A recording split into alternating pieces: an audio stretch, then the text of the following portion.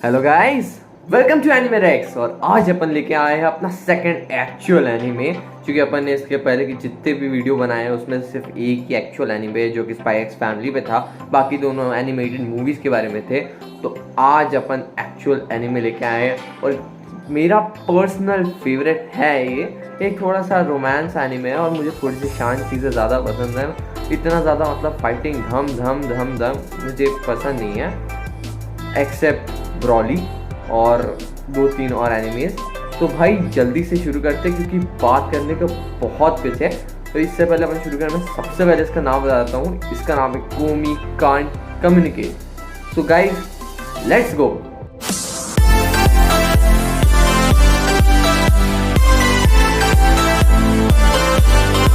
तो भाई देखो, इसके पहले इसका एक फर्स्ट सीजन आ चुका है और ये फर्स्ट सीजन बहुत ही ब्यूटीफुल था। इसके 20 एपिसोड थे और अब इसका सेकंड सीजन आया है बहुत टाइम बाद।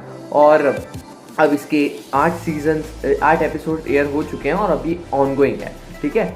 और इसे मैं बहुत फॉलो कर रहा हूँ क्योंकि मुझको बहुत अच्छा एनिमे है। देखो मैं बता दे रहा हूँ। मैं अगली बात करें भाई, इसके है ना 2-3 फ्लॉज हैं, अपन उनके ऊपर भी बात कर लेंगे। तो देखो, पहली बात तो अपन कर लेते हैं कि एक ही एपिसोड में ये 3 स्टोरीज दिखा देते हैं। ये एक बहुत बड़ा फ्लॉ है स्टोरी के साथ कि एक कंटिन्यूटी लेके नहीं चल पाती है। तो इस कंटिन्यूटी की दिक्कत के चलते फिर एक स्टोरी एक प्रॉपर लाइन में नहीं चलती है, छोटे छोटे टुकड़ों में बंटती चली जाती है। तो ये इसे आप एक OVA टाइप एनिमे में मान सकते हो कि फिलर एपिसोड्स हैं, पर वो फिलर एपिसोड्स बहुत बहुत ब्यूटीफुल और बहुत एंटरटेनिंग है। तो देखो, अगली बात कर ले हम विजुअल्स की। तो विजुअल्स बहुत सुंदर है, बहुत ब्यूटीफुल है। और जहाँ जहाँ भी कोमी आई है वहाँ पे जिस तरीके से विजुअल्स यूज़ करे, बहुत बहुत सॉलिड है। अगली बात करें तो बैकग्राउंड म्यूज़िक की। बैकग्राउंड म्यूज़िक जो है बहुत ही स्मूथ चलता है और ऐसा नहीं है कहीं भी एकदम से एकदम बम करके आवाज़ आ रही है, कहीं भी ब्लास्ट हो रहा है, कुछ भी नहीं। क्योंकि एक रोमांस एनिमे है तो एक जो नॉर्मल एक लाइन लेके चलता है एक टाइप की म्यूज़िक की, वो लेके चलता है और वो मुझे बहुत बहुत अच्छा लगता है, ठीक है। अगली बात करें कि भाई, तो देखो एंट्री सॉन्ग जो है वो मुझे इतना पसंद नहीं है, पर जो एंडिंग सॉन्ग है जो ख़त्म होने के बाद आता है वो बहुत अच्छा लगता है मुझे। मेरे पास वो डाउनलोड है, मैं सिर्फ वो सुनता हूँ, मुझे बहुत अच्छा लगता है। अगली बात करें कि भाई थोड़ी सी मेन स्टोरी लाइन की बात कर लेते हैं।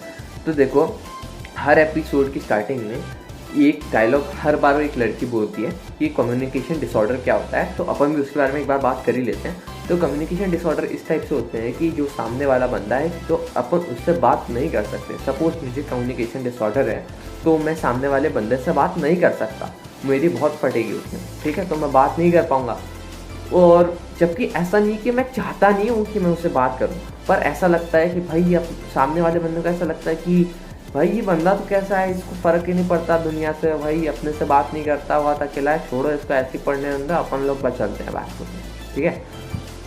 इस टाइप से हो जाता है। फिर वो बंदा जो है जैसे कम्युनिकेशन डिसऑर्डर है, उसे बहुत अलोन, बहुत लोनली फील होता है क्योंकि लोग उसे समझ नहीं पाते, जबकि वो दूसरों से फ्रेंडशिप करना चाहता है।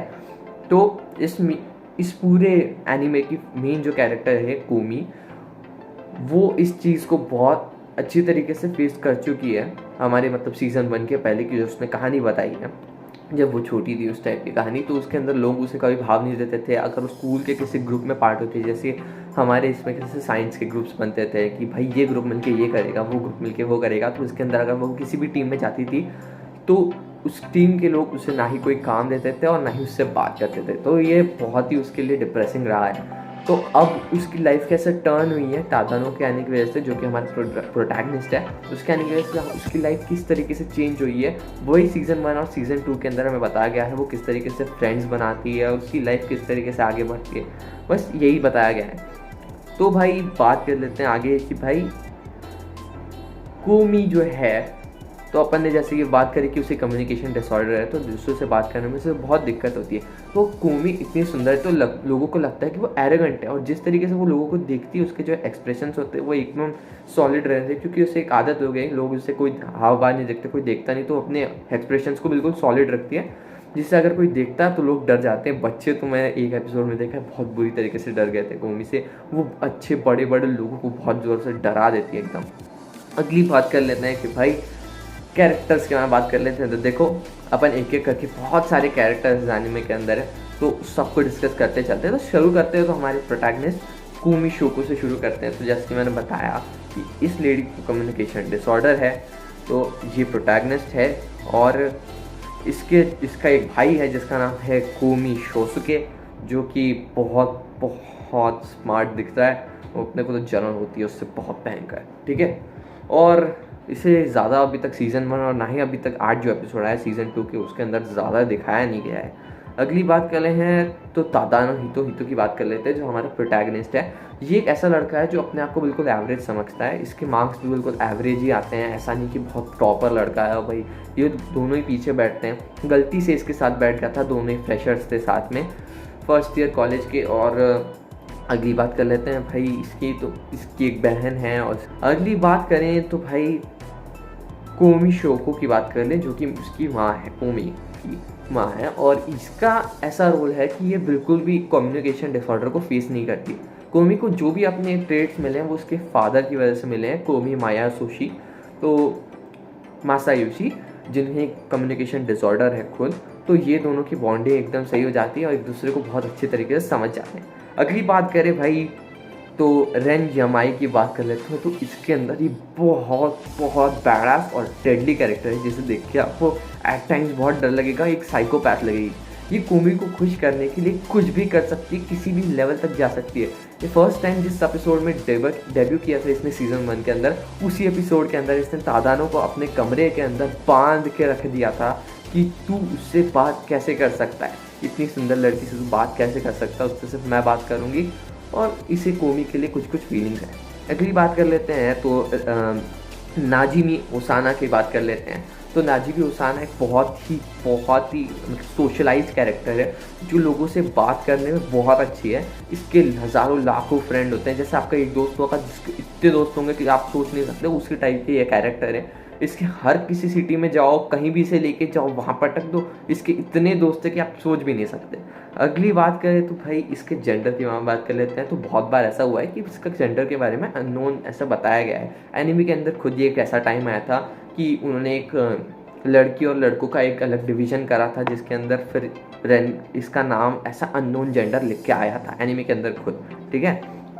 तो ये एक बहुत ही अच्छी कैरेक्टर है, जो पहले तादानो के साथ पढ़ती थी स्कूल के अंदर, और अब वो जो यहाँ पे आई है वो कोमी की भी फ्रेंड है। और तब तादानो ने इसे पहचाना, और जब तादानो से मिली तब एक लड़के जैसे बिहेव करती थी और उसके कपड़े भी लड़कों जैसे थे। अब वो लड़के जैसे कपड़े पहनती है और अब वैसे ही दिखती है, ठीक है। अगली बात करें हम आगारी हिमिको के हरे बाल है, चश्मा पहनती है, अपने आप को बिल्कुल कुछ नहीं समझती कोमी के सामने। उसने तो कह दिया है कि कोमी मैं तो भाई पेट हूँ, मुझे अपने कुत्ते जैसे पाल दो। तो उसकी हरकत भी वैसी रहती है, कभी भाव कर देती है, तो खाना मांगती है, कुछ ऐसी कुछ हरकतें करती है। अगली बात करें नारुतो के बारे में, तो इस सीज़न 2 के अंदर 7th एपिसोड के अंदर आया हुआ कैरेक्टर है, जो ग्रीक गॉड्स की टाइम से बहुत रिजेंबल करता है। अगर आपने पर्सी जैक्सन की बुक पढ़ी हो, जिसका नाम है I think mark of Athena, blood of Olympus, मतलब हीरोज ऑफ ओलंपस की मार्क ऑफ अथीना नाम की बुक थी, जो रिक रियॉर्डन ने लिखी है। बहुत अच्छी बुक है, अगर आपके पास टाइम है, आपको बुक रीड करने में इंटरेस्ट है तो एक बार पढ़ना। बहुत ही अच्छी सीरीज़ है बुक्स की। उसके अंदर एक कैरेक्टर था नार्सिसस, जो कि एक डायकी था और उसे अपने रिफ्लेक्शन से प्यार हो गया था। तो इसी टाइप की स्टोरी इसी लड़के की है। तो ये 7th एपिसोड के अंदर आया और इसे लगता है कि लोग इसे बहुत भाव देते हैं और ये बहुत स्मार्ट समझता है खुद को। इसे समझता है इससे सुंदर और कोई लड़का नहीं है और लड़कियां इससे प्यार करने के लिए वही इसके ऊपर बहुत मरती है लड़की, ऐसा लगता है। और इसके जो बैकग्राउंड इसे जो एक क्लियर अप करता है इसे, वो एक दूसरा कैरेक्टर है जिसका नाम भाई मुझे मिला नहीं कहीं पे। अगली बात कर लेते हैं कि भाई नाका कौन है। तो देखो नाका एक ऐसी कैरेक्टर है जो एक आँख पे पट्टी बांध के रखती है और बहुत बड़ी गेमर समझती है खुद को। इसके पास दुनिया भर के सारे गेम्स मिलेंगे आपको, और आप जाओ इसके घर पे आपको गेम खेलते ही मिलेगी। बहुत बड़ी गेमर है। और इसने पहली बार कोमी को जब घर पे लेके गई थी, तब कोमी और अपनी फिर नाजिमी ओसाना के साथ गेम खेला था, तादानो भी गया था इनके साथ। अगली बात करें तो उतारी के बारे में बात कर लेते हैं। उतारी एक ऐसी कैरेक्टर है जो बिल्कुल डम्ब है, ऐसी नहीं कि वो बोल नहीं सकती, डम्ब है बहुत ही, कि मतलब वो उसी चीज़ें बहुत लेट समझते हैं। अगर आपने पोकेमॉन देखोगे उसके अंदर एक पोकेमॉन है जिसका नाम स्लोपोक करके, तो वो जैसे धीरे धीरे बोलता है स्लोपोक, ऐसे धीरे धीरे करता है ना, उस टाइप की ये कैरेक्टर है कि भाई इसे बहुत धीरे धीरे समझ में आता है, बोलती है बहुत धीरे, हाँ ऐसा क्या, आपको अच्छा तो लग रहा है ना वीडियो, ऐसे करके वो बोलती है। अगली बात कर लेते हैं तो नेत्सुनो के बारे में बात कर लेते हैं। तो ये एक एथलेटिक कॉम्पिटिटर है कोमी की, जिसे लगता है कि कोमी बहुत बड़ी कॉम्पिटिटर है और इसे लगता है कि कोमी को हराना बहुत मुश्किल है, तो बिल्कुल आता आमने सामने रहते हैं। और ये कैरेक्टर का एक सीन था जिसे आप बहुत अच्छे से समझ पाओगे।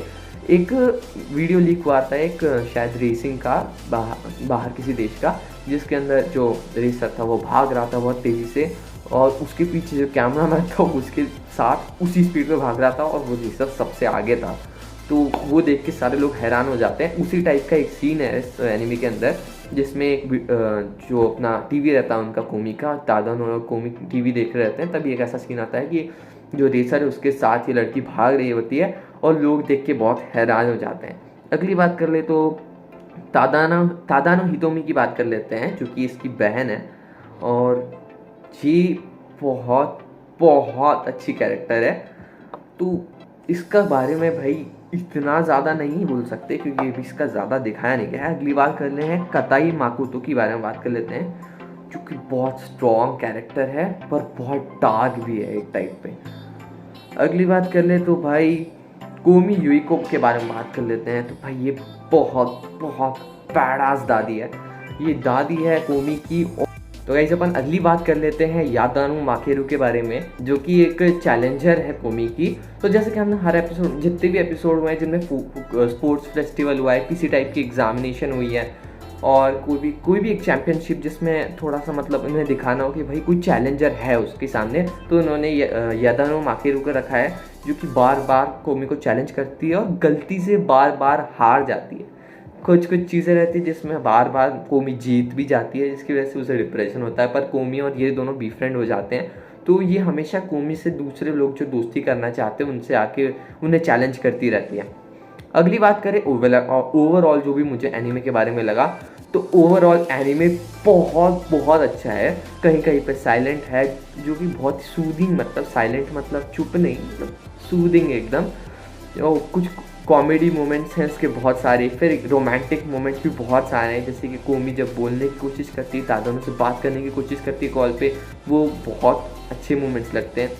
फिर बहुत सारे ऐसे मोमेंट्स कि बहुत बहुत अच्छे हैं, जैसे कि एक एपिसोड था जिसके अंदर तादानो बीमार था और वो गलती से नाजिमी की जगह कोमी को कॉल कर देता है। तो कोमी उसके घर आती है, उसके घर पे खाना बनाती है, उसका हाथ पकड़ के रखती है और उसे ठीक नर्सिंग करती है उसकी। तो वो एपिसोड तो भाई मुझे बहुत बहुत अच्छा लगता है। 6th एपिसोड था सीज़न 2 का, वो देखना आप, और देखो बहुत अच्छा टाइम जाएगा इसे देख के आपका। तो भाई इट्स अ डेफिनेट वॉच कि भाई आप इसे पक्के से देखो, बहुत बहुत अच्छा एनीमे है। If you are interested in romantic animes और कॉमेडी और साइलेंट थोड़े से, तो उस टाइप के एनिमेज के लिए बहुत बहुत अच्छा है। ठीक है, तब बात कर लेते हैं कि भाई बहुत सारे लोग ऐसे होते हैं जो रिव्यूज़ तो देते हैं पर बताते नहीं है कि भाई इसे कहाँ देखना है। तो मैंने देखो पहले ही बता दिया, स्पाई एक्स फैमिली को आप यूट्यूब पे देख सकते हो। म्यूज़ एशिया नाम का चैनल है जिसके अंदर वो सब डालते हैं, और म्यूज़ इंडिया नाम का भी है, MUSEASIA ऐसे करके चैनल है, उसके अंदर नए नए आते रहते हैं। उसी के अंदर से एक और एनिमे है जिसे मैं परसों शायद तक डालूँगा। तो ये जो एनिमे है ना, कोमी कांट कम्युनिकेट, इसे आप देख सकते हो गोगो एनिमे पे। ये इसकी ऑफिशियल तो मुझे पता ही नहीं कहाँ है, पर गोगो एनिमे नाम की एक वेबसाइट है, उसे आप खोलोगे तो वो आपको पहले ब्राउज़र को स्कैन करेगी, उसके बाद वो ब्राउज़र ओपन होगी, तो आप ऐसे 1 to 7 उसके ऐसे स्टेजेस रहते हैं, उसी के अंदर आपको एपिसोड मिल जाएगी। फर्स्ट एपिसोड, सेकंड, तो ऐसे करके आपको मिल जाएगी।